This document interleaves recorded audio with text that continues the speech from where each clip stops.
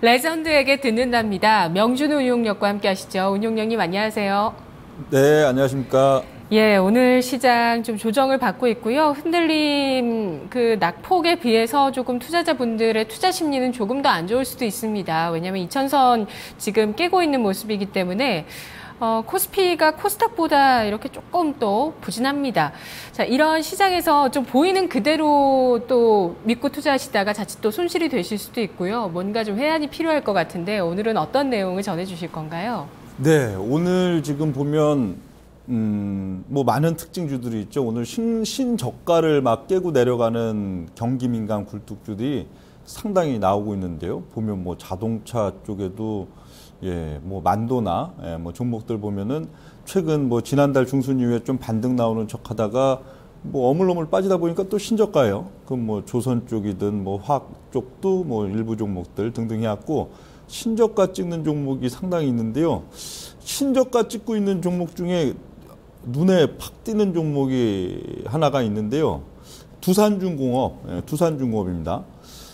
두산중공업이 오늘 2만 원이 깨졌고 2만 원이 깨진 가운데 보면 장중으로는 뭐 19,150원도 찍고 깨고 그런 양상이 지금 나타나고 있는데 이게 왜 눈에 띄냐면요. 이게 딱 10분의 1 토막 지금 나는 지금 시점이거든요. 두산중공업이 2007년인가요? 월봉 보면은 최고점이 19만 1,500원입니다. 19만 1,500원에서 현재 주가 19,150원이니까 10분의 1 토막 난 거죠. 10분의 1 토막이 말이 10분의 1 토막이지 사실 깡통 난 겁니다. 예, 그 최고점이나 최고점 부에 산 사람뿐만 아니고 이제 많이 빠졌다고 뭐 30% 고점 대비 빠졌다고 고점 대비 반토막 났다고 산 사람들도 고점 대비 반토막 났다고 샀어도 현재 그러고서 계속 몇 년째 한 3년 들고 있으면은 뭐 5분의 1 토막이면 뭐 깡통이나 그거죠. 1억 원 투자했는데 1,000만 원 남아있나 2천만 원 남아있나 뭐 0원 남아있나 사실 8천만 원 잃었나 9천만 원 잃었나 1억 원 잃었나 사실 엄청나게 손해를 많이 보는 그런 상황들이 된 건데요. 이게 또 굉장히 특이한 게 있어요. 예를 들어서 대우조선해양이 고점 대비 그것도 많이 빠졌을 거예요. 한 10분의 1 토막 이상 났겠죠. 근데 대우조선해양은 나름 그럴 수도 있잖아요. 왜 그럴 수가 있겠어요. 최근 들어서 이제 보면 실적 딱 까보고 하니까 지금 뭐 거의 한 3조 원대 가까운 그런 적자 속에서는 자본 잠식 가능성이 있잖아요. 자본 잠식이라는 건 사실 기존 주주는 죽는 얘기죠. 예를 들어 뭐 회사가 살아나기 위해서 뭘 이제 감자를 하고 뭐 유상증자를 하고 뭐 등등 해갖고 뭐 새로운 누군가에게 이제 제3자 배정 유증을 받든 뭘 하든 하면 기존 주주들은 회사는 존속해도 죽는 거니까 뭐 그럴 수가 있는데 두산중공업도 뭐 숨어 있는 뭐 부채가 있을지 없을지는 뭐 모르겠지만 현재 언제요? 10분의 1 토막 나는 동안에 보면은 굉장히 아이러니한 것은 10분의 1 토막이 나는 동안에 기업의 이제 자산 볼륨은 100 가까이 들었고요. 그리고 순자산도 거의 한 2.5배 정도 들었어요. 2.5배 정도. 순자산 수준이 한 3조 원대 정도에서 7조 5천억대 정도. 그리고 이익에 있어서도 영업이익 놓고 보면 뭐 피크 때도 뭐 한 1조 좀 안 되는 정도, 지금도 한 1조 좀 안 되는 정도. 이익도 어떻든 재무제표상에서는 살아있고, 뭐 순이익 쪽은 이자 비용해갖고 조금 옛날에는 뭐 한 2, 3천억 뭐 이익이었다가 지금은 뭐 조금 또 뭐 마이너스 정도 되고. 근데 기업 가치가 이렇게 늘어나 있는데 주가가 10분의 1 토막이 났으면은 기업 가치도 뭐 절반으로 감소를 했든 뭐 조금 감소를 했든 그럼 좀 뭐 그럴 수도 있겠다 하는데 기업 가치는 오히려 이러고 계속 늘어왔는데 주가는 거의 깡통이 나 있는 이런 상황들. 이게 이례적인 게 아니라는 거예요. 이게 아주 흔하디 흔한 일. 흔하디 흔한 일이에요. 이게 핵심적인 포인트고 이게 주식에 있어서 제가 굳이 이 두산중공업 얘기를 지금 갖고 서두를 드리는 거는 여기에 모든 게 다 담겨 있다는 거예요, 여러분들. 우리 투자자 여러분들. 여기에 주식 투자에 모든 게 다 담겨 있어요. 이걸 이해하지 못하면은 주식을 아무리 연구한다고 내가 뭘 밸류에이션을 들여다보고 무슨 뭐 재무제표를 맨날 이걸 분석을 해봐야 돈을 못 벌어요. 이걸 알아야 돼요. 이걸 알면은 시장에서 이걸 노점상에서 그냥 물건 파는 국졸 할머니도 이 원리를 알기 때문에 떼돈을 버는 거거든요. 주식이 바로 이런 거예요. 예, 주식이 바로 이런 거. 그러니까 요즘 항상 그렇잖아요. 시장이 좋든 안 좋든 지금도 뭐 지수가 종합지수 뭐 500포인트 와 있나요? 아직도 뭐 2000포인트 뭐 간당 뭐 2100 왔다 이러고 있는 단계인데도 이 주식 시장의 섹터와 종목들은 항상 어떻게 돼요? 항상 극단적인 저평가 상태에 갔다가 극단적인 저평가는 우리 존 템플턴 할아버지는 주식 언제 사야 된다고 얘기해요.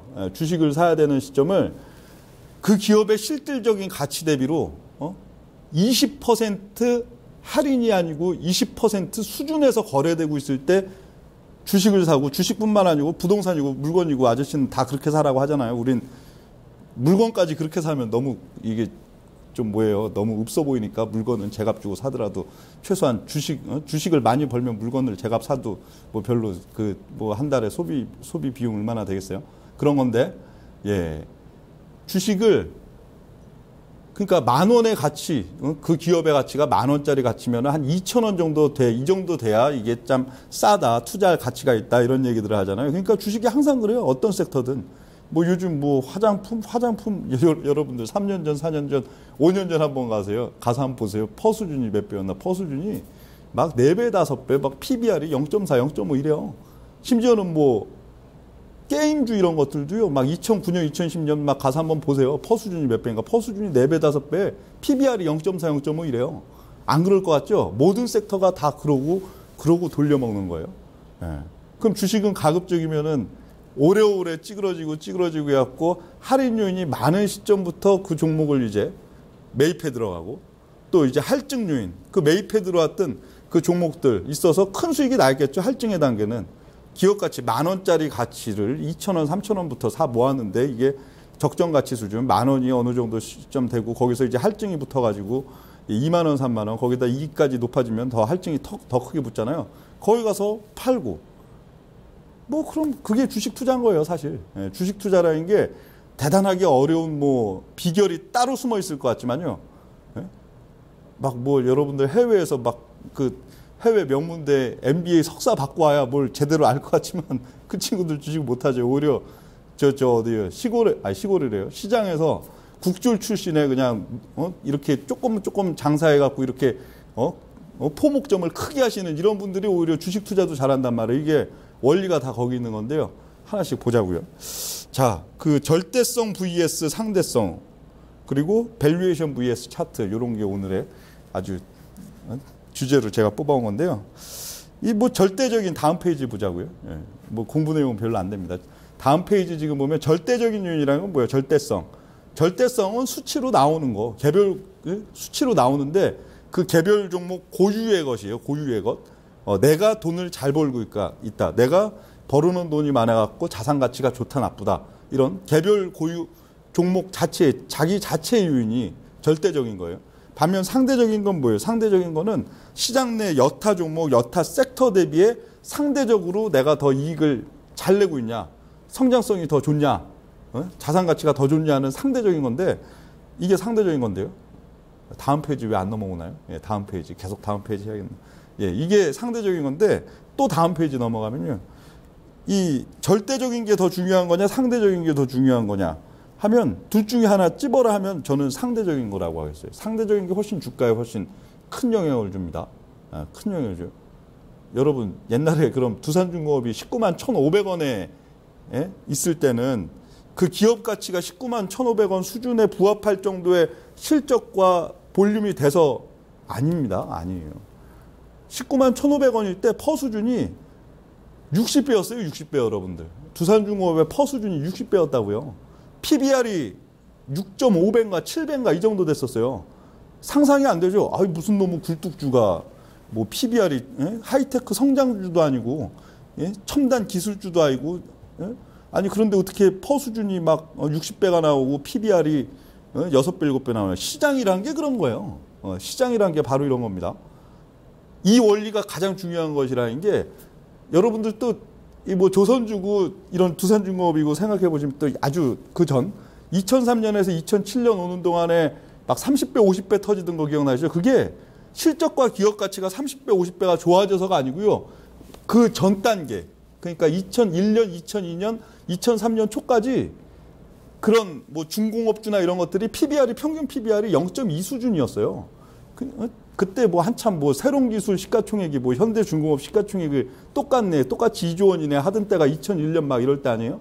예. 그러니까 극단적으로 시장은 어떤 섹터에 대해서 극히 이 기업의 가치는 10,000원짜리인데 1,000원, 2,000원 뿐이 반영을 안 줄 때가 있고 10,000원의 가치인데 50,000원, 100,000원을 반영해 줄 때 그 사이클이 계속 그러니까 주식이 오를 때 30배, 50배씩 대형주들도 올라가는 게 바로 이거예요. 언더슈팅 요인이 강력하게 발생을 하고 그런 다음에 또 오버슈팅으로 갈 때 실적 좋아지고 경기 사이클이 호전될 때 오버슈팅으로 강하게 가니까 기업 가치의 증가는 2~3배뿐이 안 나는데 주식은 20배, 30배, 50배씩 터지고 반면에 일반적인 투자자들 그리고 일반적인 뭐 증권사 직원이든 뭐 전문가들이든 항상 뭐예요. 막 이렇게 시세 벌써 뭐 2년, 3년 정도 막 많이 올라가 있는 것만 이런 주도주 사야지 왜 저 소외돼 있는 걸 갖고 있냐 이러고 막 얘기를 많이 듣죠. 예.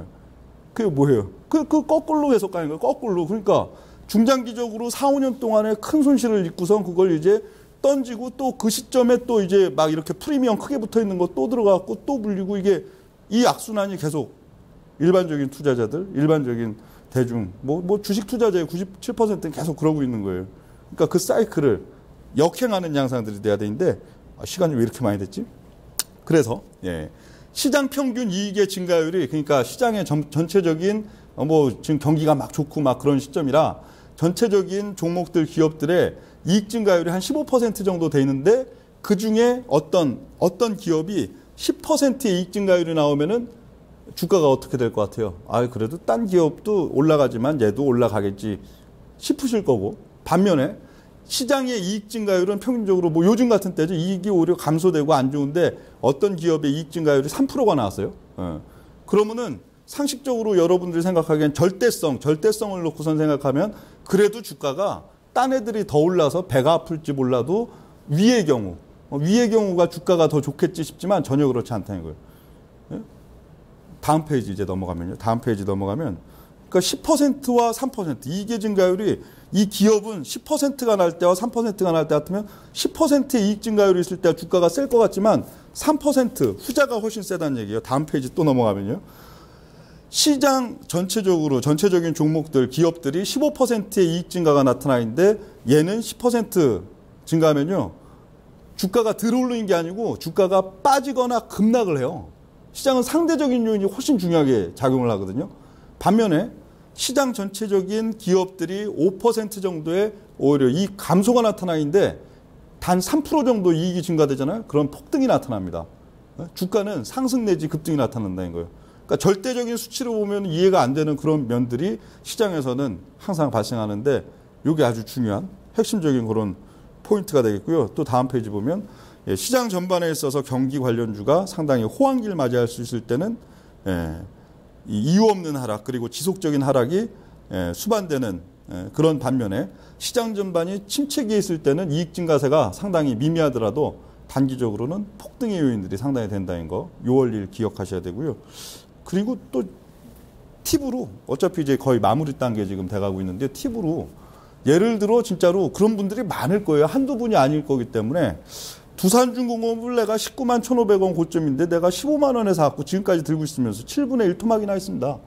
아니면 뭐 현대차든 LG전자든 IT 자동차 뭐 철강조선이든 내가 지금 3년 4년 동안에 어떤 기업을 들고 있어갖고 굴뚝줄 그냥 경기 사이클 타는 경기 민감주를 사가지고 지금 3년 4년을 들고 있으면서 5분의 1 토막 7분의 1 토막이 났습니다. 이걸 어떻게 던져야 될까요? 어쩔까요? 하면은 저는 오히려 역으로 그런 말씀을 드리겠습니다. 지금 당장은 아니더라도 올 가을이죠. 올 가을의 시점에 1억을 투자해서 1,500억 잔고가 남아있다면은 1,500만 원이죠. 1,500만 원 투입해갖고 물타기 해서 그냥 지금까지 5년 기다린 거 앞으로 5년 기다리는 게 오히려 투자의 기본적인 사이클에는 맞을 수도 있다는 그런 포인트, 그런 역발상도 어떻게 보면 여러분께 중요한 팁이 돼 있는데 그 많은 종목 중에서도 어떤 게 메리트가 될지는 또 가을 어느 날 제가 또 설명을 드리겠죠. 이 정도 오늘 내용 저거 정리를 드리고요. 또 다음 시간 유익한 내용 전달 드리겠습니다. 감사합니다. 네, 마켓 이마 기장도 여기까지입니다. 내일 뵙겠습니다. 고맙습니다.